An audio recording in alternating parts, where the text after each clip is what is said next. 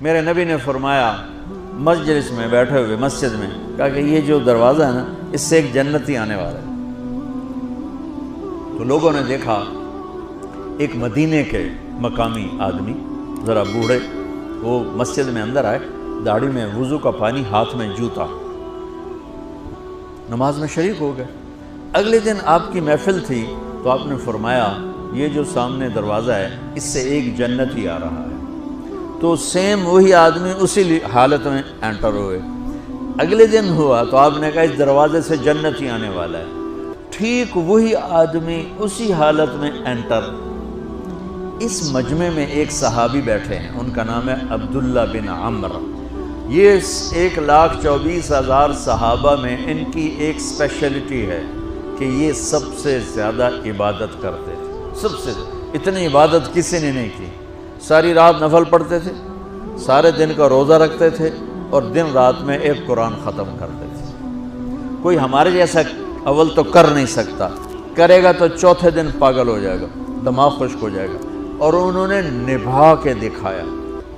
رات پوری تہجد، دن پورا روزہ، اور رات اور دن میں ایک ختم قرآن۔ اب ان کو خیال آیا کہ یہ بابا جی مجھ سے بھی زیادہ عبادت کرتے ہیں، جو ان کو یوں ڈائریکٹ جنت کی بشارت ملی اور مجھے نہیں ملی، تو میں دیکھتا ہوں یہ کون سی عبادت کرتے ہیں۔ کیا یہ ساری رات سجدے میں پڑے رہتے ہیں، رکوع میں کھڑے رہتے ہیں، قیام میں کھڑے رہتے ہیں، کیا کرتے ہیں؟ تو ان کے پاس پہنچ گئے، چاچا کچھ تھوڑا والد صاحب کی ناراضگی ہے، دور رہنا چاہتا ہوں، 2-3 دن ٹھہر جاؤں آپ کے پاس؟ ہاں ہاں ہاں بیٹا آ جاؤ آ جاؤ آ جاؤ۔ اب عشاء کی نماز کے فوراً بعد انہوں نے چادر اوپر لی اور چادر میں یوں سوراخ کیا اور یوں لیٹ کے دیکھنے لگے کہ اب یہ بزرگ کیا کرتے ہیں۔ بزرگ تشریف لائے، سرانے پہ سر رکھا، اللہم بسمک اموت و احیا، سونے کی دعا پڑھی، اور تھوڑی دیر بعد خراٹے تھے۔ وہ بڑے حیران ہوئے، بھئی میرا تو خیال ہے یہ ساری رات سجدہ کرے گا تو رو رو مسلح تر کر دے گا، یہ تو خراٹے چون جاندے نہ ہو جا رہے ہیں۔ اب وہ دیکھ رہے ہیں ابھی اٹھے گا ابھی اٹھے گا ابھی اٹھے گا، پھر انہوں نے کپڑا اتار دیا، ابھی سویا ہوا ہے۔ وہ فجر کی اذان پہ اٹھے اور ان کا دماغ چکر کھا گیا، بھئی اے کی بڑی تہجد دے 2 نفل بھی نہیں تو جنت دی بشارت 3 دن کٹھی۔ انہوں نے کہا کل دیکھوں گا، کل شاید کچھ اور کریں گے۔ اگلے دن آئے، پھر اسی طرح یوں کر کے لیٹ گئے، اور بزرگوں نے بھی یوں کیا، اور بسمک اموت و احیا، اور پورا کمرہ خراٹے نال۔ وہ پھر پریشان، یہ کب اٹھے گا کب اٹھے گا؟ فجر کی اذان پہ اٹھے تو اور ان کی حیرت بڑھ گئی، کہنے والا سچا، اس کے بات کو تو چیلنج ہو نہیں سکتا، وہ محمد مصطفیٰ ہیں، لیکن یہ چکر کیا ہے، یہ جنت مل کیسے رہی ہے؟ چلو ایک رات اور صحیح۔ تیسری رات آئے، یہ یوں لیٹے وہ یوں لیٹے، یہ دیکھتے رہے وہ سوتے رہے، حتیٰ کہ فجر کی اذان پہ آنکھ کھلی تو یہ نا پھٹ پڑے، کہنے لگے چاچا بات بتاؤں؟ کہنے کیا ہے؟ کہ میری کوئی جھگڑا نہیں تھا ابا سے، میں نے 3 دن مسلسل تیرے بارے میں سنا جنتی آ رہا، 3 دن تجھے اللہ کے نبی نے بشارت دی، جنتی ہے جنتی ہے جنتی ہے، لیکن میں اس بات پہ حیران ہوں تو ساری رات سوتا رہتا۔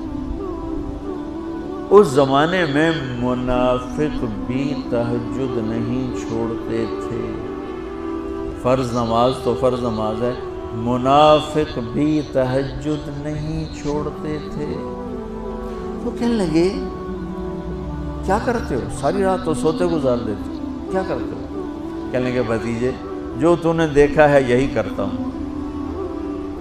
اب یہ پریشان ہے کہ اللہ کے نبی کی بات کو تو چیلنج ہو نہیں سکتا، اور جس کو بشارت دی ہے انہوں تے فٹ نظر نہیں آ رہی کہ کیسے تو نفل آج کہ نیک لوگ تہجد نہیں چھوڑتے۔ تو کہنے لگے اچھا چلو اللہ نے ایسا ہی، اللہ کی مرضی، اللہ کے نبی کی مرضی۔ یہ 4 قدم چلے تو آپ سننا، کہا بھتیجے ادھر آؤ، کہا بیٹا ادھر آؤ، آ گئے۔ کہنے لگے اب تو میں اصلی بات بتاؤں، اب تو میں اندر کی بات بتاؤں؟ میں کہا کیا ہے کیا ہے؟